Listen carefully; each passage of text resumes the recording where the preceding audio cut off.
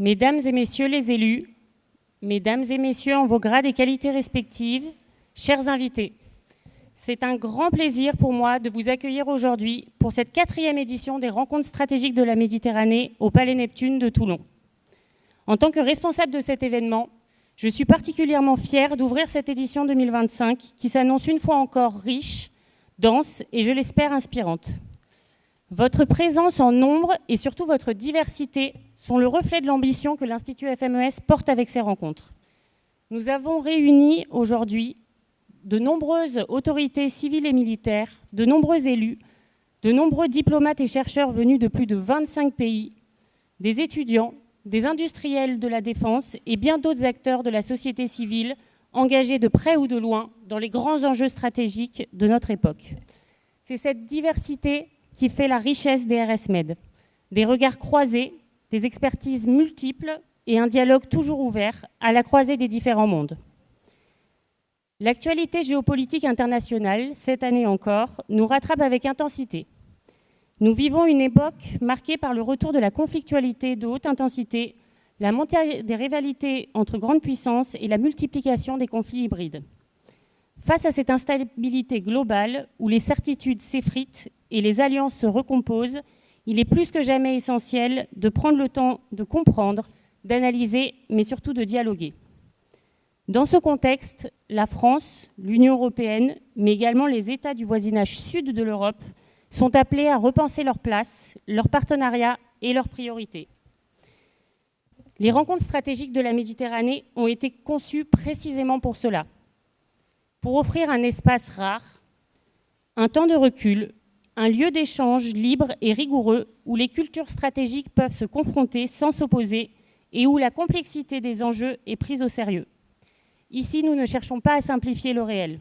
Nous cherchons à le comprendre collectivement, à mettre en commun les savoirs, les expériences, les intuitions et à relier les niveaux d'analyse. Je voudrais également avoir un mot pour les étudiants, lycéens et jeunes auditeurs présents parmi nous. Vous êtes de plus en plus nombreux à participer à ces rencontres et c'est une excellente nouvelle. Les RSMed sont aussi pour vous inspirer, vous interpeller et vous donner des clés de compréhension. Je tiens tout particulièrement, pour cette 4e édition des RSMed, à chaleureusement remercier tous ceux qui rendent cette rencontre possible et qui apparaissent à l'écran derrière moi. La région Sud, tout d'abord, fidèle partenaire de l'Institut FMES et soutien constant de la réflexion stratégique. Le département du Var, la métropole TPM, mais également le ministère des Armées et le ministère de l'Europe et des Affaires étrangères pour leur engagement auprès de la FMES.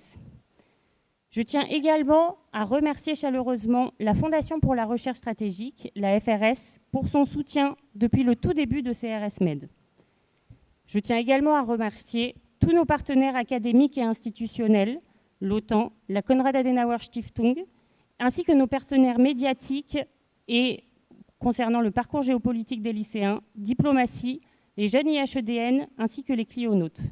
Finalement, je voudrais également remercier nos partenaires industriels, MBDA, Thales, Airbus, Naval Group, Ariane Group, Exail et Orange Cyberdéfense qui contribuent à la richesse de ces rencontres. Nous avons devant nous 2 journées intenses, riches de contenu, de débats, d'interrogations et, je l'espère, d'éclairages nouveaux. Je vous invite à vous saisir pleinement de cet espace, à poser vos questions, à nouer des liens, à écouter et débattre. Cette année encore, nous utiliserons le système Slido qui permettra à chacun d'entre vous d'interagir avec les intervenants sur les différents panels. Vous trouverez dans toutes les salles des QR codes pour se connecter à cette plateforme. Enfin, avant de laisser la place au panel introductif, vous trouverez derrière moi un bref aperçu du programme de cette journée. Je soulignerai tout particulièrement l'intervention de notre grand témoin Pierre Vimont à 14h dans cet amphithéâtre, mais également la table ronde réunissant les 3 chefs d'état-major d'armée qui se déroulera à 17h dans ce même amphithéâtre. Il est désormais temps de laisser place à la séquence introductive de CRS Med et j'ai l'honneur d'appeler sur scène François de Canson, vice-président de la région Sud, Guillaume Descartes, vice-président du conseil départemental du Var, Xavier Pascot, directeur général de la FRS et enfin Pascal Hausseur, directeur général de l'Institut FMES.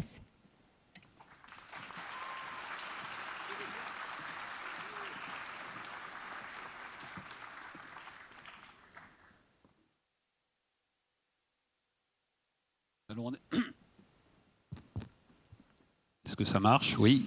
On n'est pas tout à fait dans le même ordre que sur le PowerPoint, mais c'est pas grave, vous nous avez reconnus. Bonjour à tous, bonjour, merci d'être venus aussi nombreux pour cette 4e édition. Je crois qu'on a battu les records cette année. On a bloqué les compteurs, on a bloqué les entrées à 3600 inscrits pour ces 2 jours. Ce qui est énorme, mais Marie-Caroline l'a très bien dit, nous, ça nous fait extrêmement plaisir parce que ça veut dire que les Français, et pas seulement les Français, les Européens, les gens du Moyen-Orient, de l'Afrique, les 25 nationalités qui sont représentées ici, partagent notre analyse que le monde dans lequel nous vivons est marqué par une rupture historique. Il y en a une par siècle, et ben il se trouve que c'est nous qui la vivons, et c'est maintenant. Et on le dit depuis 4 éditions, et à chaque fois, on a le sentiment que les choses se concrétisent un peu plus. Et c'est pour ça qu'on a intitulé ce panel introductif « La spirale s'accélère ». Voilà, ça donne bien l'idée du message que je veux vous faire passer pour ce premier tour d'intervention. C'est le titre que nous avons donné aux perspectives stratégiques, le dernier numéro qui est en ligne en accès libre sur notre site, n'hésitez pas à le télécharger, et qui essaye de donner des explications. Parce que finalement, cette année, c'est une année où les choses se sont accélérées et se sont dégradées. D'une certaine façon, on peut presque dire que l'élastique a peut-être cassé. Voilà. Alors c'est toujours plus facile à dire après qu'avant, mais on est vraiment, il n'a pas cassé, il commence à s'effilocher. Donc en clair, il y a peut-être un point de non-retour, il y a certainement un point de non-retour, on ne reviendra pas en arrière, mais jusqu'à quel niveau, bon, c'est difficile à dire, et vous voyez cette prudence que je prends dès la première intervention de ces 2 jours, à mon avis, doivent marquer ces 2 jours. Bien malin celui qui sait ce qui va se passer. Bien malin, ou bien stupide en fait, ou bien menteur. Moi je ne sais pas ce qui va se passer, et je pense que personne d'honnête, de compétent ne peut prédire l'avenir et ne peut dire c'est tellement simple, Yaka, Faucon, voilà comment les choses se passent et se passeront.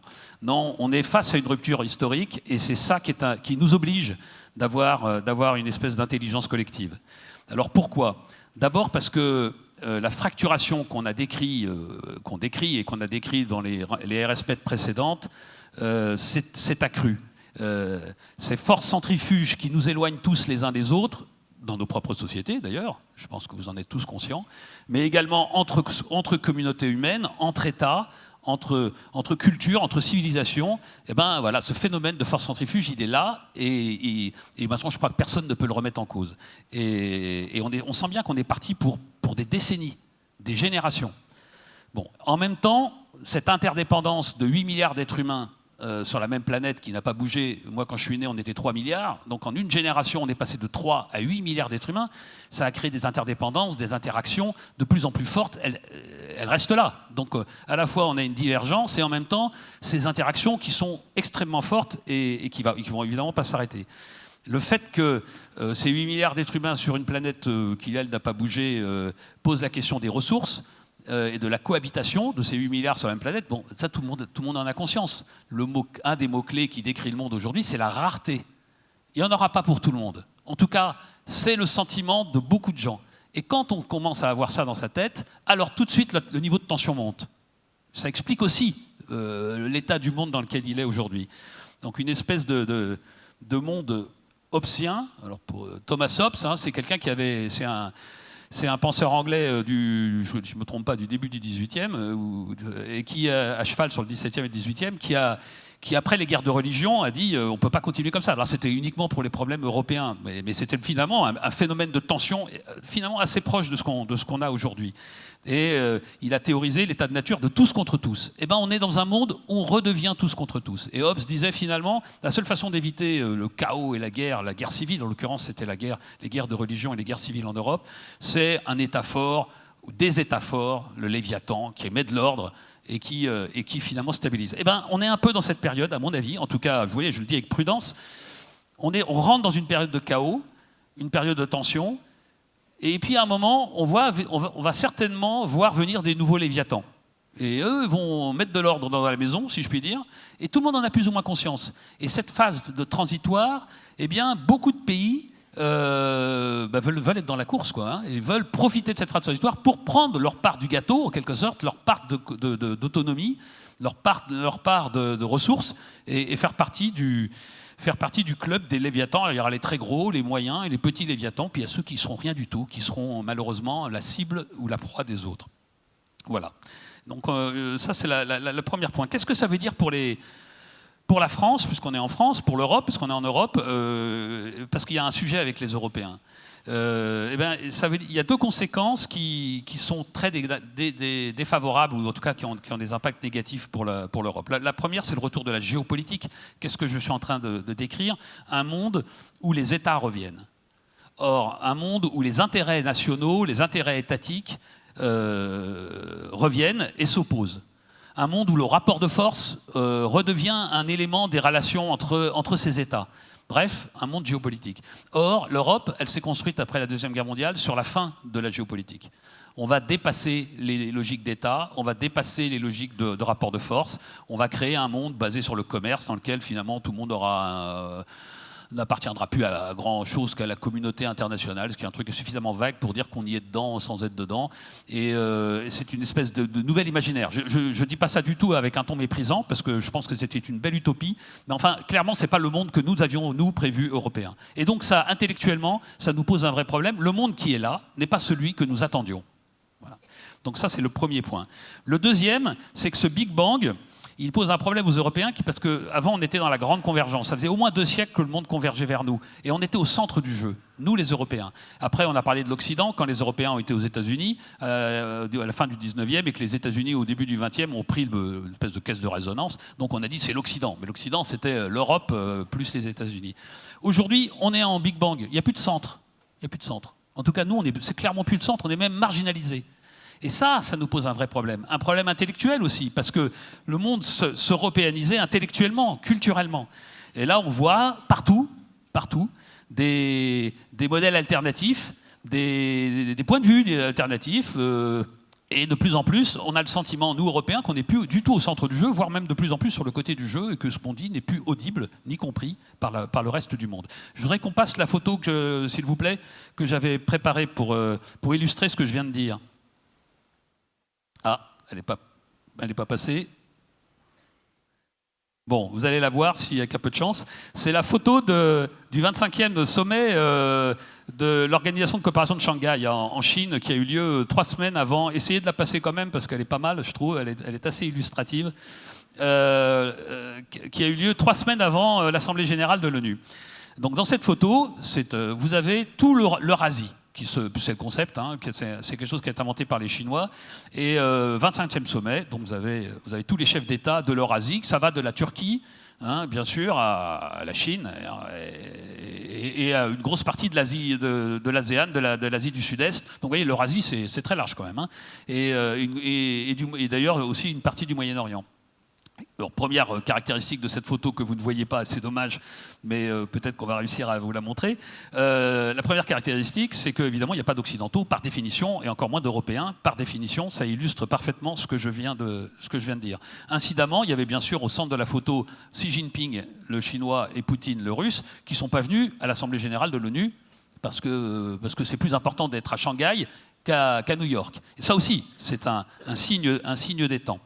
Troisième caractéristique, en haut de la photo, je suis désolé, je suis obligé de vous l'expliquer, il y a une phrase en anglais qui dit pour une multiplicité de civilisations. Si c'est pas exactement ce que... Ah voilà, vous l'avez. Alors vous voyez, vous pouvez lire en haut, Respect for diversity of civilizations. Ça, c'est exactement ce que je viens de vous dire, sur le décentrement et la déseuropéanisation du monde. Et ça, on n'a pas fini de tirer la ficelle intellectuelle de ce poids-là. Et là, vous voyez, c'est dit très clairement, et c'est pas... Alors maintenant que vous avez la photo devant vous, vous voyez, autre point un peu anecdotique, mais c'est assez amusant, il y a quelques femmes, toutes les femmes qui sont là sont des épouses.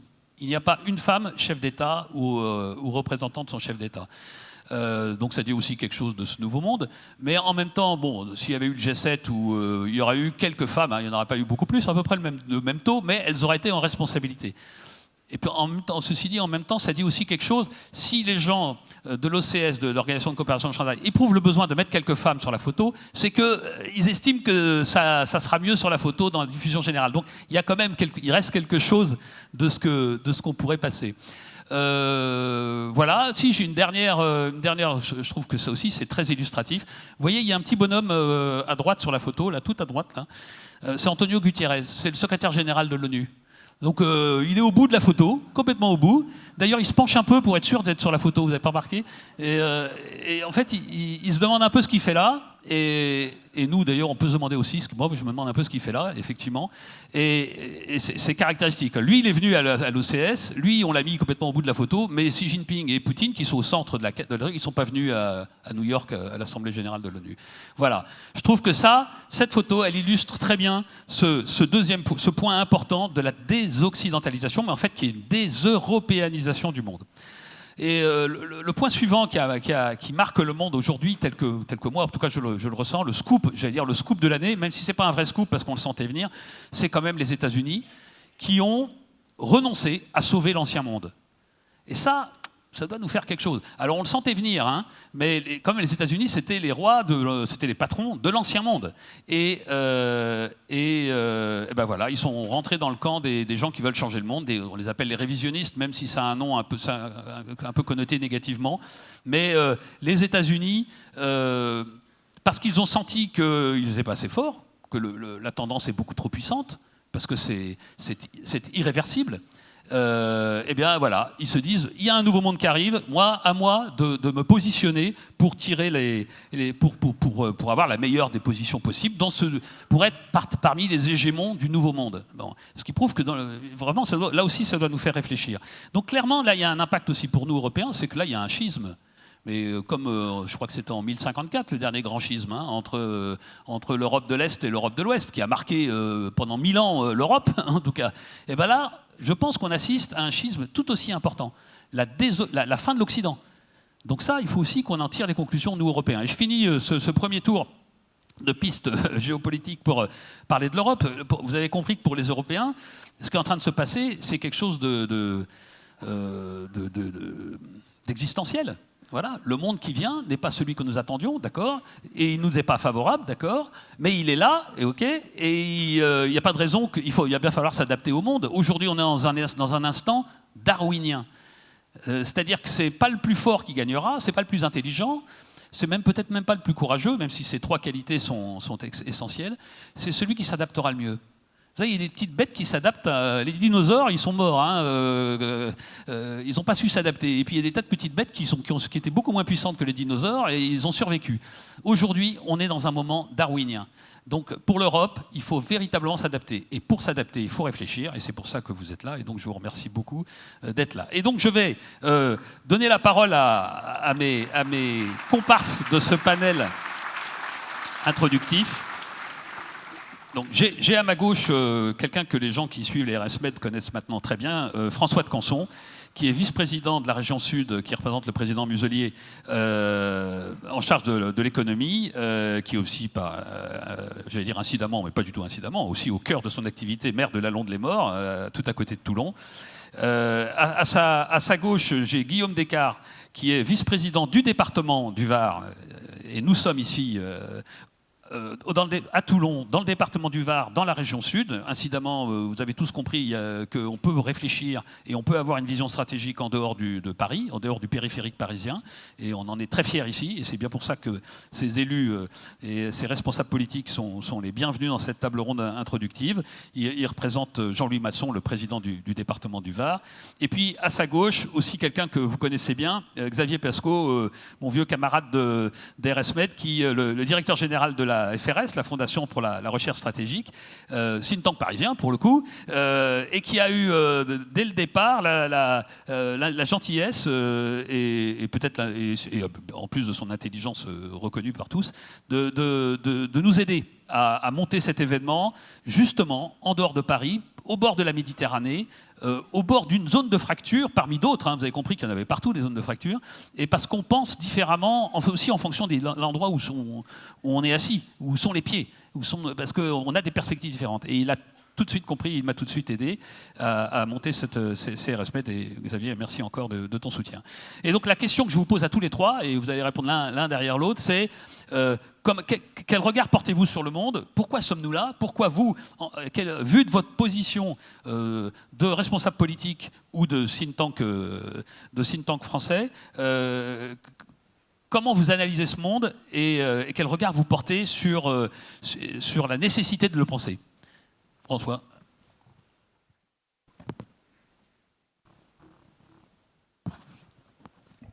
Merci beaucoup.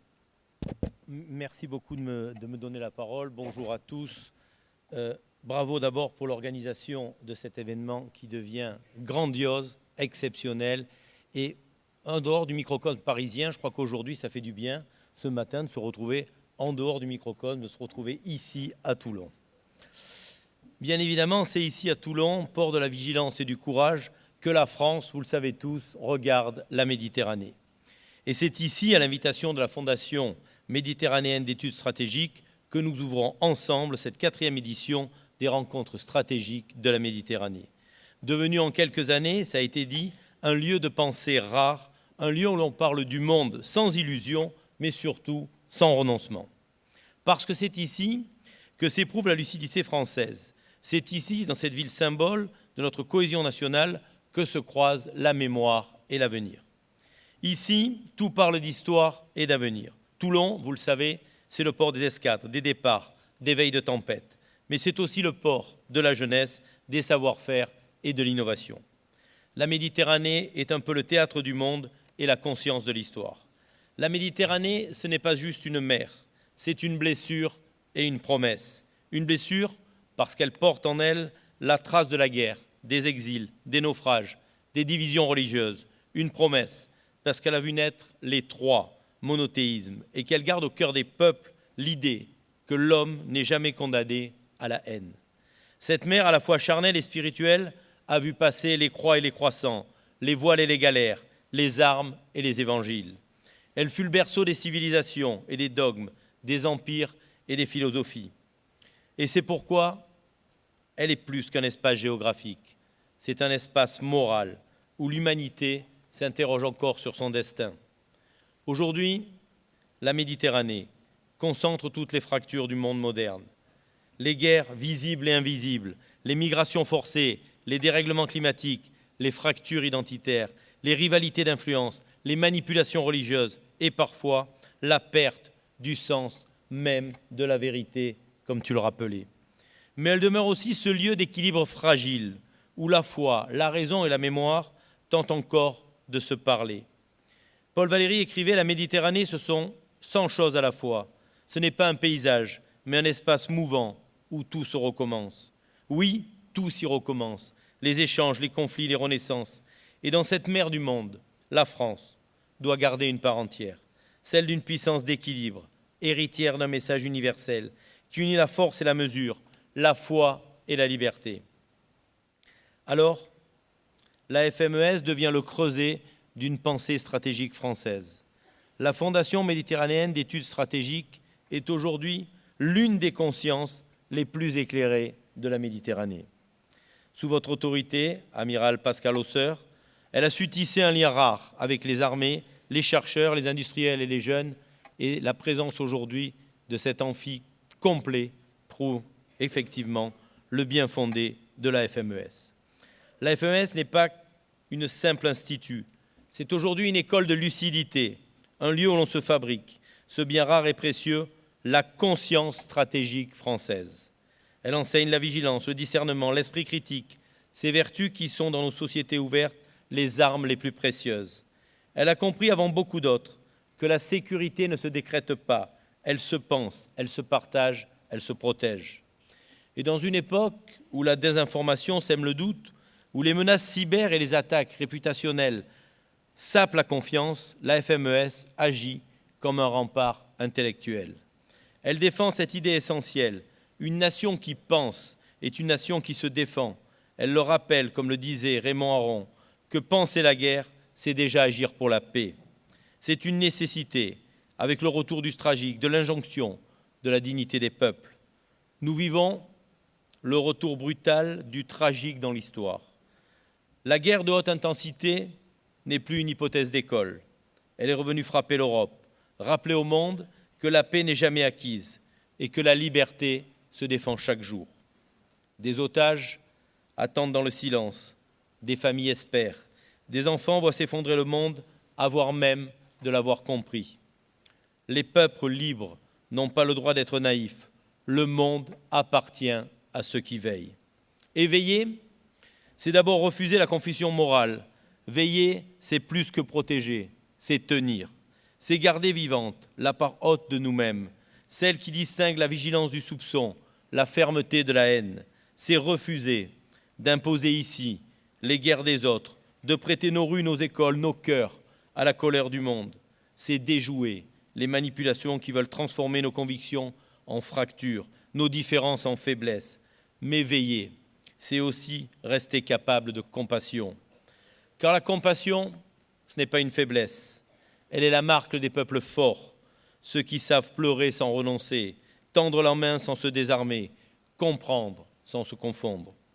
La compassion, c'est la conscience du monde lorsqu'il vacille. Elle nous rappelle ce que nous défendons, la dignité humaine, la justice, la liberté. Le général de Gaulle l'avait dit, la France n'est elle-même que lorsqu'elle est au premier rang des combats pour la liberté du monde. Cette phrase aujourd'hui n'a rien perdu de sa vérité. Car dans le chaos du monde, la liberté est redevenue un combat spirituel autant que militaire. Ici, nous avons fait le choix d'une économie de défense territoriale. En effet, face à ces défis, la région Sud agit. Nous avons fait de la défense non pas un discours, mais une véritable politique. Première région de France en termes de personnel du ministère des Armées, première pour le foncier militaire, première à avoir signé une convention avec le ministère des Armées. La région Sud a choisi d'assumer son rôle de région de souveraineté. Nous avons bâti une politique de long terme, soutien au tissu de la base industrielle et technologique de défense, développement des filières stratégiques, sécurisation des actifs sensibles, renforcement des formations industrielles et militaires. Avec la DGA et la FMES, nous avons créé le parcours défense pour aider nos entreprises à coopérer, à exporter, à innover, à se protéger. Et nous franchirons bientôt un nouveau cap. Voilà le nouveau cap, l'opération d'intérêt régional sécurité-défense. Nous avons fait le choix de la puissance par l'unité, un écosystème dédié aux forces armées, aux chercheurs, aux industriels, aux territoires, pour bâtir la souveraineté industrielle du futur. Des financements conjoints de la région, de l'État, de l'Europe viendront donner à cette ambition la force de l'action. Car la souveraineté, ce n'est pas un concept, c'est une chaîne de compétences, de courage, de confiance. Et dans cette chaîne, la région Sud doit être un maillon fort, le laboratoire méditerranéen de la puissance française. Mais la puissance d'une nation ne réside pas seulement dans ses armes, elle se mesure aussi à la clarté de sa jeunesse. Aujourd'hui, plus de 800 lycéens sont inscrits à ces rencontres. Votre génération n'a pas connu la guerre, mais vous en ressentez déjà les ondes de choc dans le coût de la vie, dans la fragilité des démocraties, dans la guerre de l'information. Parce qu'avant le courage, il y a la clarté. Avant la force, il y a la conscience. Le réarmement intellectuel dont parle aujourd'hui la FMES, c'est cela. Vous rendre les clés du discernement, le goût du vrai, le sens du collectif, la fierté d'appartenir à une nation qui agit. Et dans ce monde incertain, le premier champ de bataille, c'est la conscience. Le XXIe siècle se joue en grande partie ici, dans cette mer intérieure qui unit 3 continents, 3 spiritualités. Entre Athènes et Jérusalem, entre Rhodes et le Caire, entre Marseille et Alger, c'est ici que se croisent les routes de la foi, du commerce, de la puissance. C'est ici que s'inscrit le combat des démocraties contre les empires autoritaires. C'est ici que se joue la nouvelle dépendance énergétique, numérique, maritime. C'est ici aussi que se joue le destin de l'Europe.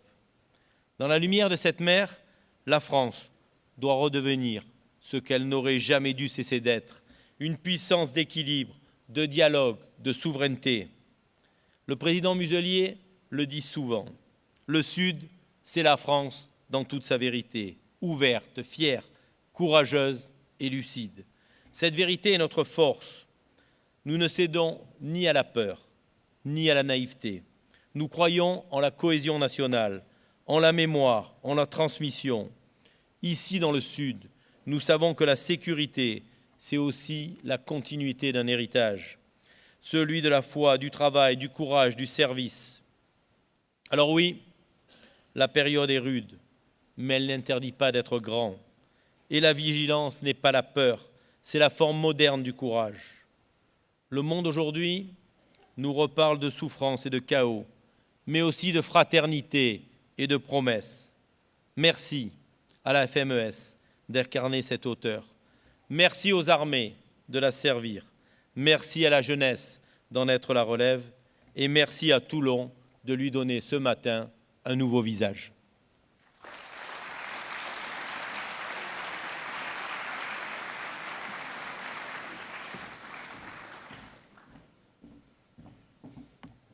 Je voudrais, avant d'intervenir, saluer le député Chenevard qui a porté cet événement auprès du département.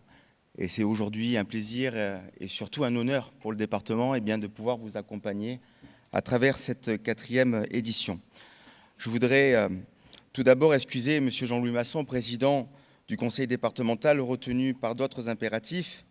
Avec lui, je tiens à remercier le FMES et son président Charles-Henri Duché, ainsi que son directeur général Pascal Hausseur, et l'ensemble des partenaires réunis aujourd'hui pour leur invitation à ouvrir cet événement unique sur la stratégie en Méditerranée, mais aussi au regard du reste du monde. Décrypter pour comprendre, tel est le mantra de chacun d'entre vous, représentant des forces armées, des acteurs opérationnels, des institutionnels académiques et de recherche, des acteurs technologiques et bien sûr des décideurs qui veulent être éclairés sur le bouleversement du monde actuel. Avec plus de 3200 participants pour cette édition 2025, les rencontres stratégiques se sont imposées en quelques années comme le rendez-vous de référence de la géopolitique des puissances autour de la Méditerranée, mais plus largement des enjeux d'influence régionaux et de plus en plus complexes. C'est aussi l'occasion de confronter les points de vue et de s'interroger sur notre doctrine de défense, aujourd'hui impactée directement par la guerre hybride, la désinformation, les nouvelles menaces. Mais votre sujet n'est pas la guerre de la même façon que nous, décideurs politiques, ne sommes pas mobilisés sur les risques et nous en connaissons de plus en plus tant notre société qui s'est fragilisée. Nous avons comme finalité commune la protection de nos concitoyens et je voudrais insister sur cette attente de plus en plus forte aujourd'hui. Quelle société souhaitons-nous pour demain? Comment donner confiance aux Français, aux Provençaux, aux Varois, pour notre société civile, notre économie, nos infrastructures et nos services publics soient en même temps que nos armées les plus robustes dans la durée? Toutes ces questions sont en filigrane la croisée des ateliers et tables rondes de ces 2 journées d'études et d'échanges sur des thèmes tous très pointus autour d'intervenants de haut niveau. Nous avons beaucoup d'enseignements à en tirer sur ces 2 jours. Je voudrais terminer en soulignant que les rencontres stratégiques contribuent à un objectif qui m'est particulièrement cher, faire rayonner le Var dans toutes ses dimensions. Ce rayonnement s'appuie sur une place et un savoir-faire inégalé dans de multiples domaines, l'environnement, le tourisme et l'agriculture bien sûr, mais aussi une économie de la défense forte qui irrigue le tissu industriel civil varois, ainsi qu'une place particulière donnée aux forces armées. Le département y contribue dans la mesure de ses compétences au travers d'une convention spécifique et continuera à le faire notamment dans ses compétences enseignement supérieur et recherche pour que le plus grand nombre d'étudiants varois puissent poursuivre leurs études d'ingénieur dans le département et rejoindre nos entreprises locales qui ont un savoir-faire mondial. Tout cela se prépare aujourd'hui. Vous êtes l'expérience riche et vivante de cette préparation à ce que la France de demain reste un acteur puissant et majeur des grands équilibres géopolitiques internationaux. Je vous souhaite à tous d'excellentes, fructueuses journées de travail et d'enrichissement mutuel. Merci beaucoup.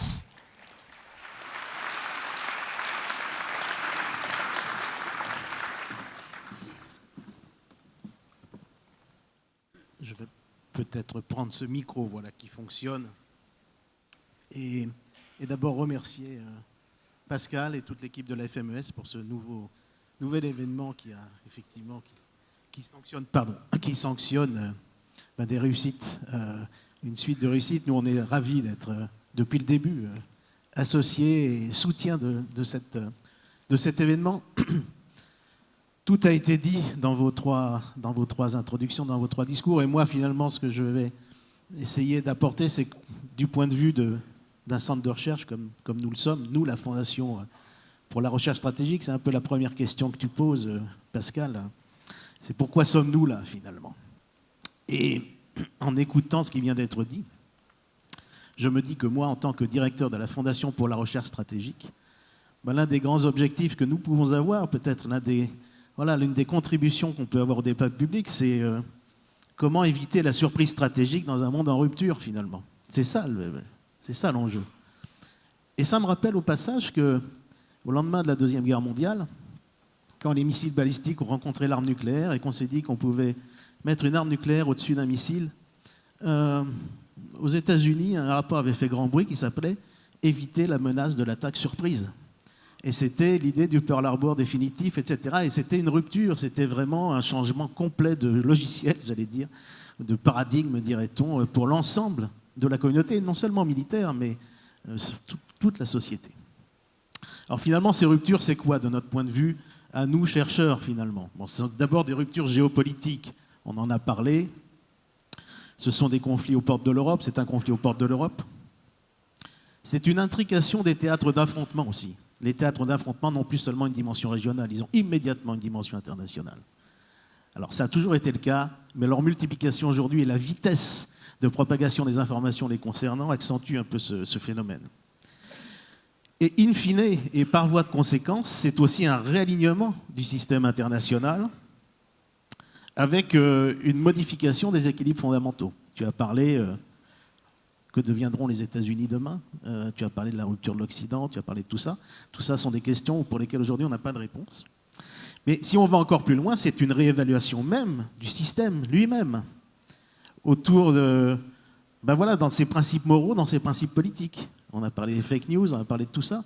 Oui, la post-vérité, enfin voilà, où est la morale?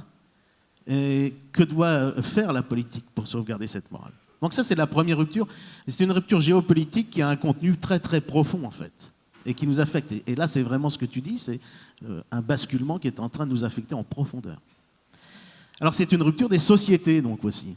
Et ça accompagne cette rupture géopolitique. Société d'hypercommunication, d'hypermédiatisation, et ça influence la politique des États. Ça influence même le déroulement des conflits. Ça, c'est nouveau. C'est le mélange des genres. On mélange le genre militaire avec le genre économique, voire le genre commercial. Caractère flou d'un certain nombre d'acteurs qui jouent un rôle dans ces conflits sans en jouer. Le caractère flou des relations entre les États et ces acteurs, qui en font des proxys ou pas. Donc ça, c'est important. Et puis, au-delà de la propagande, donc c'est les fake news qui deviennent une politique d'État, en fait. Les fake news, c'est un élément nouveau de l'arsenal d'action publique. Et ça, il faut l'avoir en tête. On peut le déplorer, mais c'est une réalité. Et donc, c'est un nouveau cadre référence de l'action publique. Changement climatique, sécurité énergétique. On commence aussi, dans ces ruptures de société, à intégrer ça comme des facteurs de l'action publique. Et puis évidemment, là, c'est quelque chose qu'à la FRS, on regarde particulièrement, ce sont des ruptures technologiques qui accompagnent tout ça, qui sont à la fois conséquences et productrices de ces mouvements-là. On parle de cyber, là on va rien vous apprendre. Cyber, l'intelligence artificielle, les réseaux, qui influencent directement, et non pas seulement indirectement, directement les rapports de force internationaux. à 3 titres.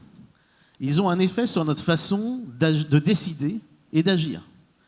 L'IA, aujourd'hui, la question qui se pose, c'est jusqu'à quel point l'IA doit-elle côtoyer la réflexion humaine dans nos opérations, non seulement dans la conduite des opérations militaires, mais dans la conception même des stratégies politiques.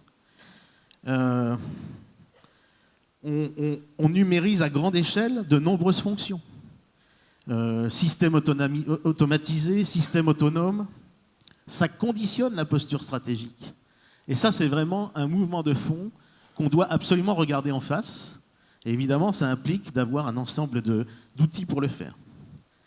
Ça transforme le paysage industriel de la défense.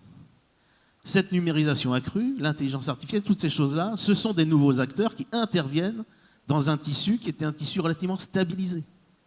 Et ça, c'est quelque chose à prendre en compte. Ça crée de nouvelles dépendances technologiques.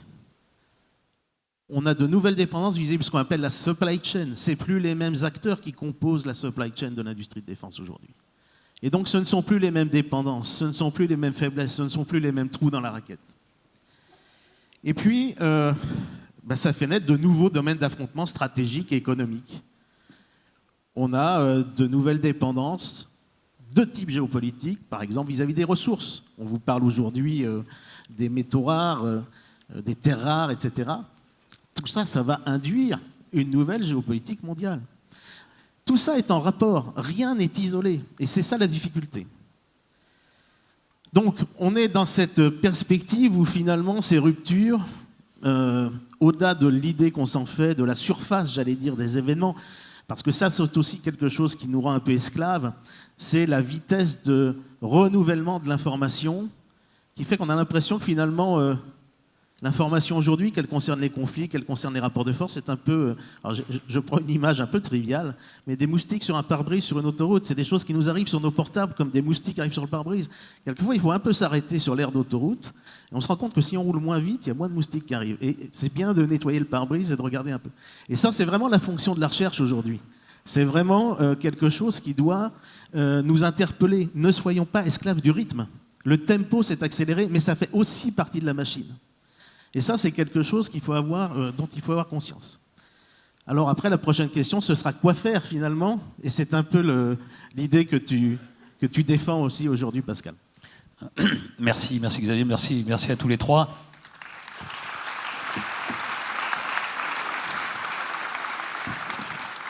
Moi, je retire 2 idées des échanges des interventions qui ont été faites là. C'est que la première, c'est le spectre extrêmement large qui interagit entre eux et qui impacte sur la nouvelle donne stratégique. Et tu as tout cité. Et finalement, quand vous regardez le programme des tables rondes de ces 2 journées, vous allez retrouver chacun des points qui ont été évoqués. Et donc voilà, c'est compliqué d'être partout, c'est même impossible. C'est justement ça fait partie du jeu. Il va falloir choisir ce que vous voulez écouter. Et après, vous pourrez peut-être voir les captations vidéo des autres tables rondes. La deuxième idée, c'est que tout ça n'est pas théorique. Tout ça n'est pas abstrait, mais vous le savez puisque vous êtes tous là, tout ça n'est pas une affaire de géopolitologues, de diplomates, de militaires, de politiques et de gens qui sont dans cet environnement-là. Ça touche la vie de tout le monde. Parce que ces interactions, elles touchent nos vies individuelles, où que nous soyons, à Toulon, à la Londe-les-Morts, à Paris ou à Brest, ou ailleurs dans le monde, bien sûr. Et donc c'est pour ça que je trouve que c'est très réconfortant d'avoir des responsables politiques territoriaux qui sont ancrés dans leur territoire et qui donnent leur vision de ce qui se passe, parce qu'en final, ce sont les jeunes lycéens, les jeunes professionnels ou les jeunes en recherche d'emploi ou les moins jeunes en recherche d'emploi ou professionnels. C'est monsieur, madame, tout le monde qui seront confrontés et concernés par des évolutions. Ça commence par des inflations, ça commence par des pénuries, ça commence par des emplois, ça commence par des concurrences déloyales dans le travail, et puis dans les informations, dans la reconnaissance et la compréhension du monde qu'on a, et donc les relations avec son voisin. Et donc les relations avec votre voisin sont prises en otage par les jeux politiques qu'on a évoqués entre les pays qui sont autour de nous. Et voilà. Parce que ça façonne notre représentation du monde et notre capacité à vivre ensemble. Donc je trouve que ce mélange qui peut sembler un peu étonnant, et moi je trouve qu'il est plus que pertinent. Donc la deuxième question, tu l'as dit Xavier, une fois qu'on a fait un constat qui, vous l'avez compris, n'est pas nécessairement ultra positif, enfin en tout cas vu d'Europe, parce que je suis déjà intervenu au bord du Caucase, et les jeunes du Caucase du Sud à qui je dialoguais, ils faisaient le même constat, mais ils étaient ravis. Vous voyez, donc comme quoi, tout est une question de perspective. Bon, ok, donc peut-être que pour un Européen ou un Français, c'est un peu décoiffant, très bien. Et maintenant, ma deuxième question, ça serait, quelles sont des pistes, qu'est-ce qu'on pourrait faire? Voilà. Qu'est-ce qu'on pourrait faire? Et bien entendu, il n'y a pas de leçon à donner, je crois que personne ne peut en donner, mais au moins, puisqu'on entame de 2 jours de réflexion, quelques pistes de réflexion sur ce qu'on pourrait faire. Xavier, à toi. Non, merci Pascal pour cette question extrêmement, à laquelle il est facile de répondre, évidemment, très rapidement. Non, moi je vais me contenter de répondre de mon point de vue, voilà, à nouveau de directeur de la Fondation pour la recherche stratégique et la FRS, a en particulier un regard sur les grands points de bascule stratégique et technologique qui vont avoir des effets soit immédiats, soit à plus long terme. Et donc finalement, et en m'en tenant à cette perspective-là, parce que je pense qu'aujourd'hui, l'un des défis, c'est finalement de marier les différentes perspectives strictement géopolitiques, mais aussi technologiques, industrielles, économiques. Tout ça se croise à vitesse accélérée. Ben, je crois que tout ça, ça plaide, et là, ce sera vraiment plus une réponse orientée vers on va dire, certaines réflexions que nous avons ici sur les technologies, sur l'innovation. C'est le maintien d'un effort d'innovation adapté. Et ça, c'est vraiment, j'allais dire, à la fois en termes d'organisation économique, mais dans les esprits aussi. C'est-à-dire, effectivement, tu l'as dit, il faut s'adapter. Et donc, dans quelle mesure on peut s'adapter sans se renier? Et ça, le principe d'avoir des valeurs, des principes moraux qui subsistent, aujourd'hui, c'est pas simple. On voit bien que l'équilibre géopolitique, il est affecté aussi de basculement des valeurs morales, j'allais dire, ou de changement de barycentre dans ces valeurs. Bon, ben nous, on a une identité, voilà, on est dans la vieille Europe, et on a tous, finalement, nous adhérons à un cadre de référence commun du point de vue des principes du droit, par exemple, des principes des valeurs morales politiques. Ça, je pense que c'est essentiel à garder dès qu'on parle technologie, parce que c'est un fanal, finalement, qui nous guide un peu dans cette obscurité croissante. Donc, identifier des pistes de R&D spécifiques qui ont une haute valeur stratégique. Ça, c'est un effort à faire. Ça veut dire, et je parlais tout à l'heure de la transformation du tissu industriel, ça veut dire repenser, effectivement, où se trouve le centre de gravité stratégique pour investir à long terme dans les technologies qui sont les technologies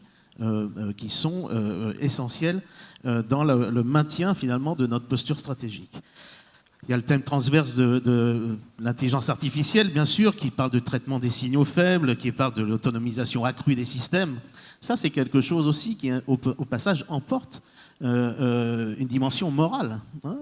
On va parler d'automatisation du champ de bataille. Qu'est-ce que ça veut dire? Jusqu'à quel point? Mais on voit que c'est déjà parti.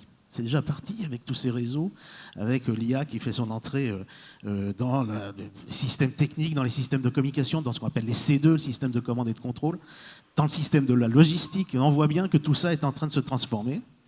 On parle de sécurisation avec les technologies quantiques. Donc, je vais vous passer tout ça. Le spatial, évidemment. Là, je suis un petit peu moins...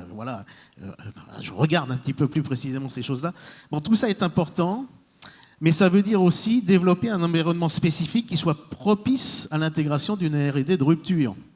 Et ça veut dire travailler au niveau de la recherche, ça veut dire travailler bien au-delà de la défense. On parle de souveraineté aujourd'hui pour les technologies. Moi, je trouve qu'aujourd'hui, on a peut-être besoin d'une structure, par exemple, qui va permettre à la recherche, au monde de la recherche, de regarder des objectifs de souveraineté, par exemple.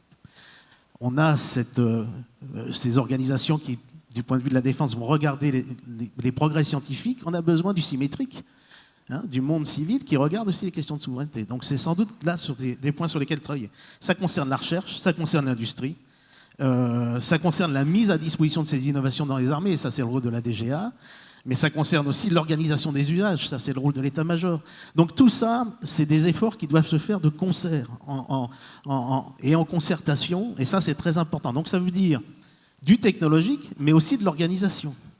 Et on revient à mes ruptures, c'est de l'organisation de société, où il faut vraiment, dans la mesure où on fait le constat d'une rupture au niveau même des sociétés, ça veut dire, et c'est une partie de la réponse sans doute, mais repenser l'organisation même au niveau de nos sociétés, au niveau régional bien sûr, au niveau national, au niveau européen, et le cas échéant. Et c'est comme ça qu'on fera des masses critiques susceptibles de porter nos projets, nos objectifs au niveau international. Adapter en continu la planification de défense, ça c'est quelque chose par exemple d'essentiel.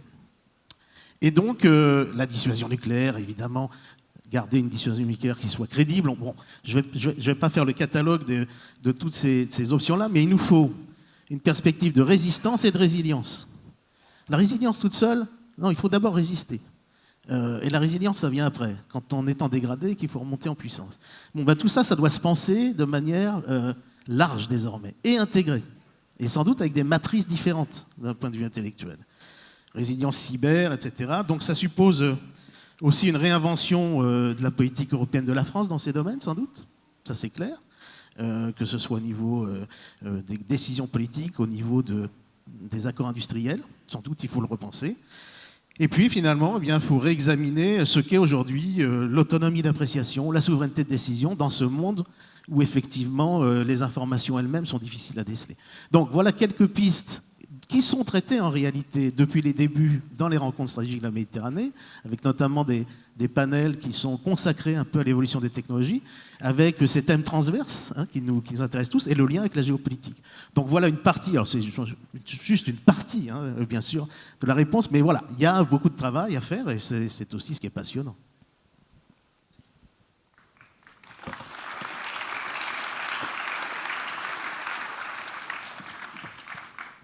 Non, je crois que ce qui est important, c'est de rétablir la confiance entre l'État et ses collectivités. Et on le voit qu'aujourd'hui, nous pouvons aller beaucoup plus loin sur la décentralisation. La confiance entre nos élites et les Français. Et aujourd'hui, si on observe bien, durant ces 5 dernières années, nous ne nous sommes jamais autant rassemblés à travers des débats et à travers des rencontres. Donc c'est dire qu'aujourd'hui, on a besoin de comprendre l'évolution, de comprendre cette mutation. Mais la crise sanitaire a quand même bouleversé un certain nombre de choses. Et aujourd'hui, on se rend compte que chacun est expert dans toutes les matières. Nous sommes experts sur la gestion de la crise sanitaire, nous sommes experts dans des questions de géopolitique, nous sommes des experts dans tous les sujets. Et pour autant, ces 5 dernières années, on s'est toujours autant rassemblés. Donc c'est dire qu'aujourd'hui, il y a un besoin de se comprendre, il y a un besoin d'avancer ensemble, mais il y a un besoin de rétablir cette confiance qui est si nécessaire pour notre pays, et de pouvoir se reposer sur nos scientifiques, sur nos experts, sur nos hommes politiques aussi, femmes et hommes. C'est tout l'enjeu que nous devons remettre en place pour la société de demain. Donc c'est important d'être à vos côtés, de pouvoir vous accompagner et de pouvoir vous soutenir.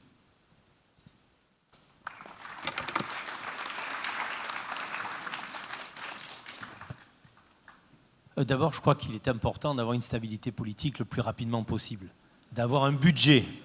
Parce que quand on parle de stratégie de défense, il faut avoir un budget. Je vois de grandes sociétés ici présentes ce matin avec qui j'ai pu discuter, et il y a une véritable inquiétude, il faut véritablement une stabilité.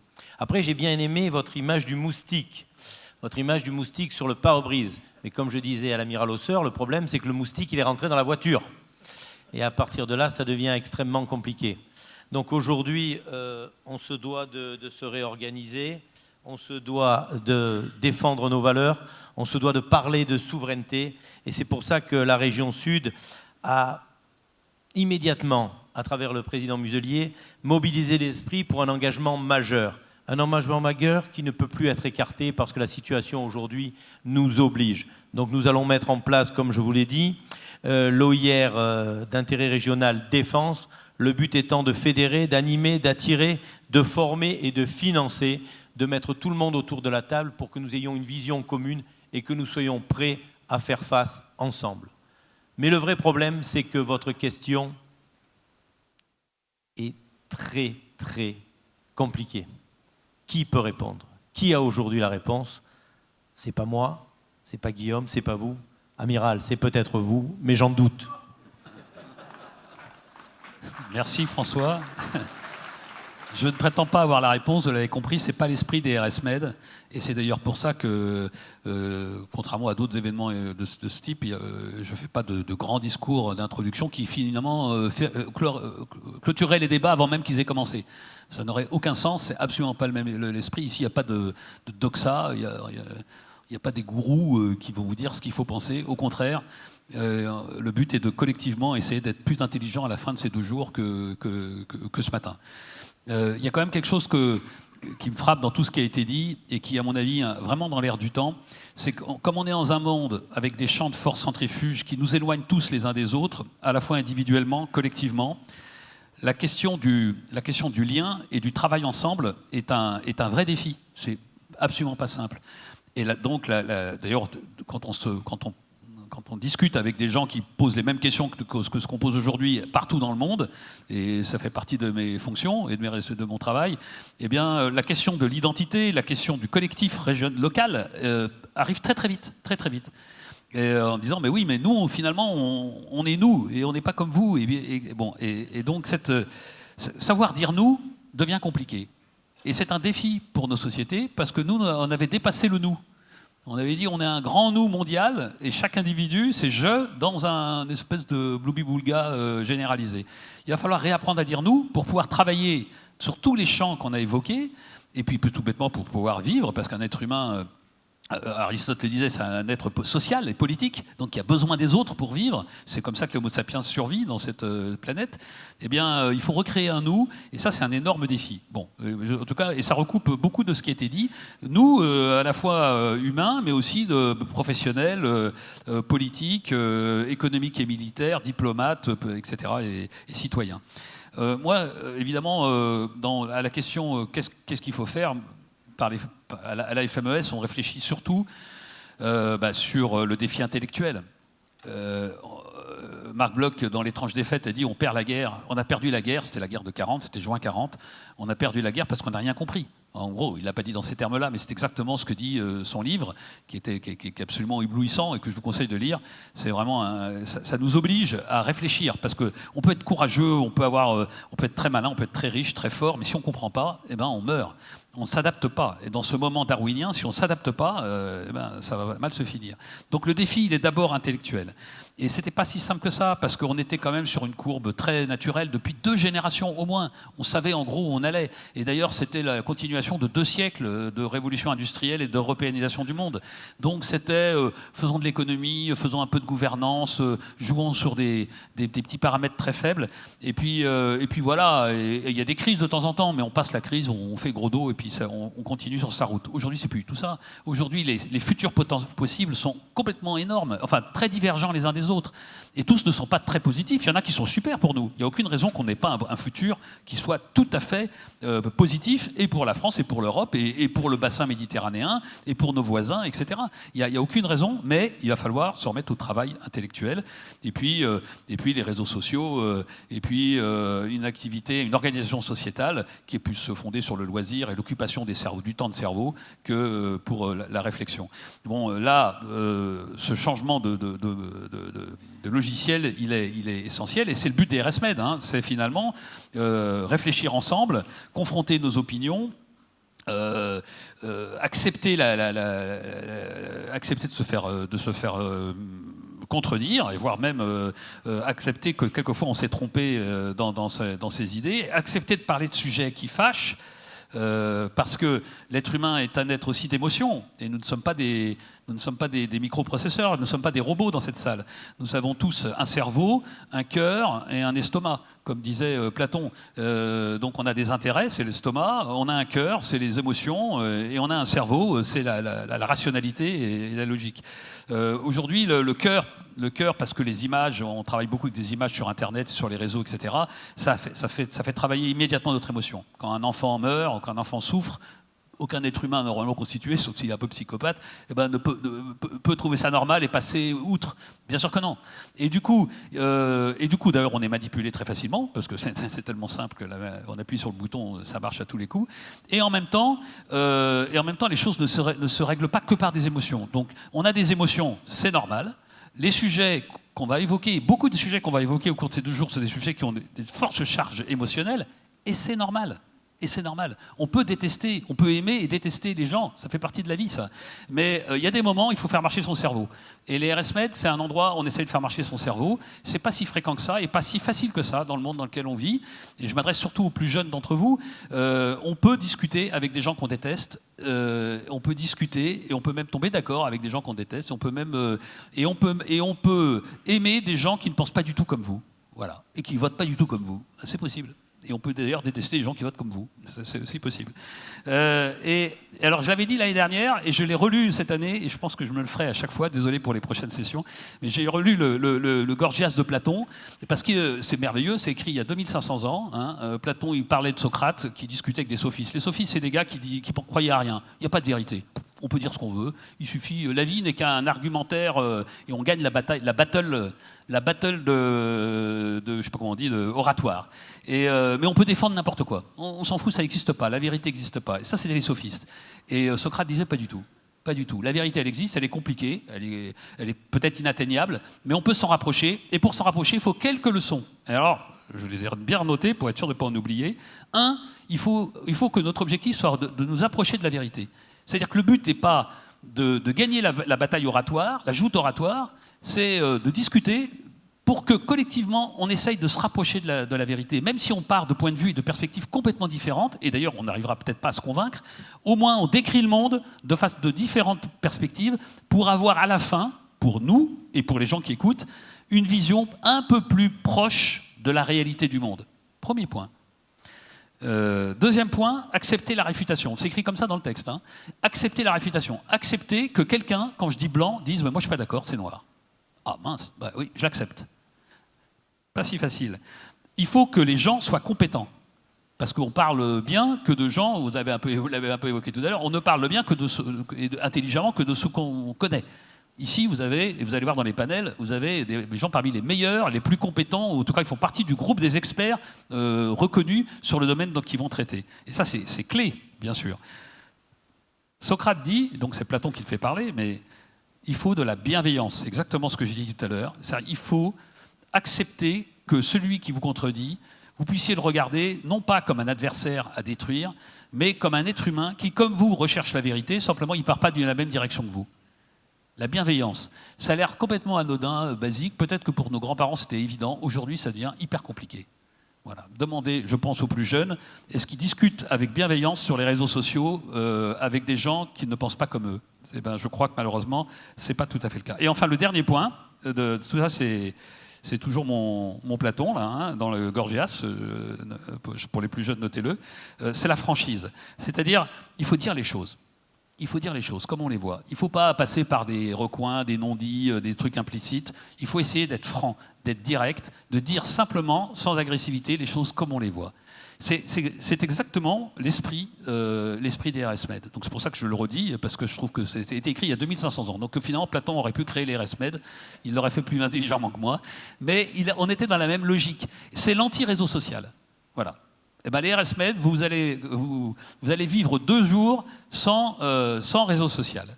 Et j'ai un dernier point. Je sais que voilà, je suis un peu en retard, mais je vais quand même dire un point parce que ça, c'est la notion de mensonge. En fait, je suis tombé il y a quelques semaines sur un livre de Solzhenitsyn qui s'appelle Révolution et mensonge. Et Solzhenitsyn, que je vous conseille. Solzhenitsyn, pour les plus jeunes d'entre vous, c'était un dissident de l'Union soviétique qui est parti au Goulag et puis finalement qui a été extradé et qui a écrit un bouquin qui s'appelle L'archipel du Goulag, qui est remarquable. Mais enfin, son message, c'est de dire l'Union soviétique est tombée parce que c'était une société de mensonges. Tout le monde mentait à tout le monde. On mentait par peur, on mentait par idéologie, bien sûr, on mentait par peur, on mentait par convention, par vous savez, esprit suivisme, parce que tout le monde dit la même chose, donc je vais faire comme tout le monde. Et en fait, on n'imagine pas la corruption individuelle et collective que ça représente. Et en fait, c'était une société qui était morte. Et d'ailleurs, elle est tombée sans un coup de feu, alors que beaucoup s'attendaient à une grande guerre, comme quoi, vous voyez, la guerre n'arrive pas toujours, et heureusement. C'est tombé sans un coup de feu parce que le système était fondé sur le mensonge. Et je pense que dans un monde de sophistes, où les gens ne croient plus en la vérité, et finalement on peut dire n'importe quoi, un monde de post-vérité, un monde où un président de la République peut dire une chose que tout le monde sait fausse, je ne parle pas de notre pays, mais parce que ça serait faire de la politique, et ce n'est pas du tout mon objet. Mais, vous voyez, et il le dit, et il dit, mais moi c'est ma vérité. alors que tout le monde sait que c'est faux, et personne ne dit que c'est faux, c'est un monde de mensonges. Je pense que nous, collectivement, en tant que citoyens, on doit se poser la question, sommes-nous dans un monde de mensonges ou pas? Si c'est le cas, ça va aller très mal pour nous. Donc il faut redire la vérité, et les RSMed nous permettront de dire, de nous approcher de cette vérité. En tout cas, on en reparlera dans 2 jours, et j'espère que vous serez d'accord avec moi pour dire qu'on a progressé vers la vérité. Merci beaucoup, et je vous souhaite de bonnes RSMed.